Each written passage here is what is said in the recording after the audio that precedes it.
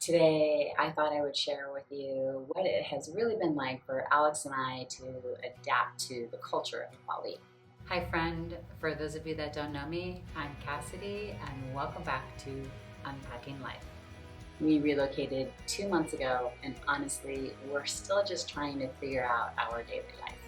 There's some kinks in the system. We're still trying to figure out how to flow into that system. Really, we're just trying to create our routine. And in that journey, we are learning a lot about ourselves and the culture of Bali. One thing that is wonderful is where we're staying right now has a great walking score.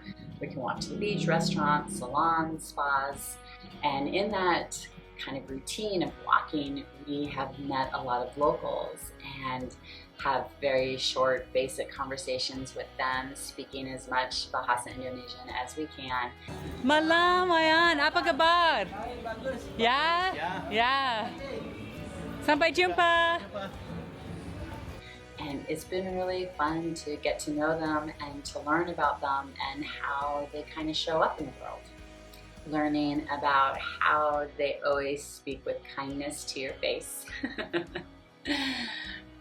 Noticing how I'm adapting that, noticing, for example, if I'm walking by a bunch of little shops and the women are like, hey, come look, come see, come, and I'm not interested in buying anything. The most graceful way I have discovered how to kind of get out of it, so to speak, is to say, maybe tomorrow. And then they say, okay, maybe tomorrow. And then I can keep walking on, and that works a lot better than no thank you, or I'm not interested, so there's something about keeping the possibility open that is a very graceful way to exit kind of out of a conversation. And with that is like this sort of flexibility that a lot of people have here. The island time, it's called rubber time here, jam karet. It is, as it sounds, it's like things are not necessarily done exactly at the time in which they say it's going to be done. They don't really like to say no, so there's always like the possibility, as I mentioned before. Circumstances come and affects what will happen next, and that's just how it is, and that's okay. And when we're walking down the street and we see locals that recognize us, they look at us, they greet us, they smile at us, and it feels so good. It's so embracing, and I really appreciate that about the culture. And in our daily walks or on our scooter rides, we see all of the saris on the ground or in the temples. Beautiful thing to see and understand that each one of those saris was brought by a person, and they prayed and gave their offerings and their gratitude and welcoming the gods down here to protect everyone, the inhabitants of the island. I really appreciate the significance of the saris and that tradition of their culture. It's been really interesting to see the island preparing for Nyepi, which is their holy day, their sacred day. They're all creating their ogo-ogos. The ogo-ogo is a representation of the bad nature of people, and there's a big parade that happens the night before, and then they burn the ogo-ogos, burning the bad nature of humans away, and then the next day is the day of silence, the day of reflection, and the whole island shuts down. And we have been fortunate enough to talk to locals. They invited us into the temple to get a closer look at their ogo-ogo creation, and they told us all about it and the story of it, and I feel like I'm learning so much. My eyes are being opened, my mind is being expanded about other ways of living, other ways of looking at the world, seeing the world. I'm looking forward to participating as much as I can as a guest, as a visitor. One of the things that Alex and I kind of do on the regular is go to the night market. We have so much fun at the night market. We love it. We love this part of the culture. It's so fun. It's so engaging. You get to talk with the local vendors, or you get to talk with local people that have come to eat, or you get to talk with expats or people who are just on holiday.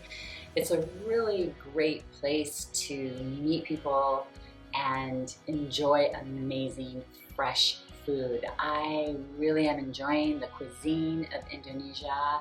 I love being able to eat anything, not have any food restrictions. The flavors are savory and sweet and spicy, and it's yum. It's like a burst of flavor in my mouth. I love it. Alex and I really enjoy trying new foods, and it's just been a really fun way to immerse ourselves into the culture as best we can, you know, where we're at. And it's been an interesting journey learning about ourselves, just trying to figure out our daily life here.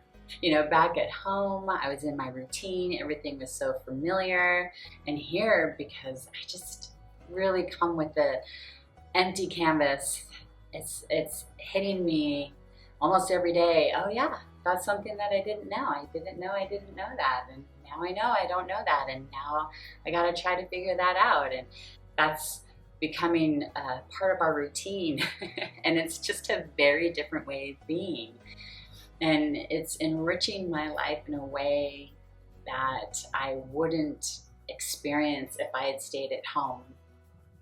Breaking out of your comfort zone and coming into very unfamiliar territory just brings an expansion to you that you're not going to get if you stay in what is familiar to you.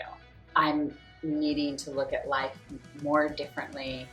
I'm learning a lot about being patient, and I'm learning a lot about letting go of expectations. The expectations of how things were done at home absolutely do not apply here, and needing to shed that.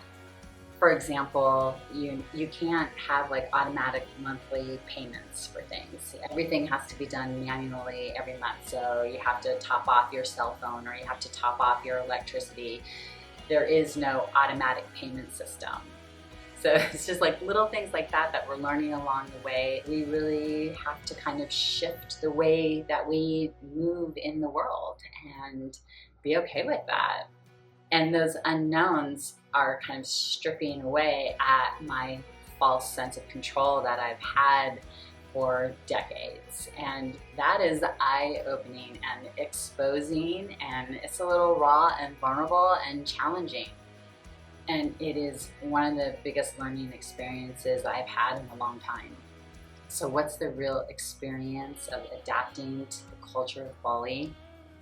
It is challenging, frustrating, it's expansive, adventurous, it's beautiful. It's a strong reflection of oneself. It's profound, poignant, fulfilling, and satisfying. I'm so happy to be having this experience. It's been wonderful to have you here. Thank you for being here. Thank you so much to you for giving me words of encouragement. Go ahead and hit that subscribe button if you want to be a part of the journey. Next time, I want to share with you how I overcame my fear and got the courage to take this big leap. I look forward to seeing you then. Sending you so much love. Bye.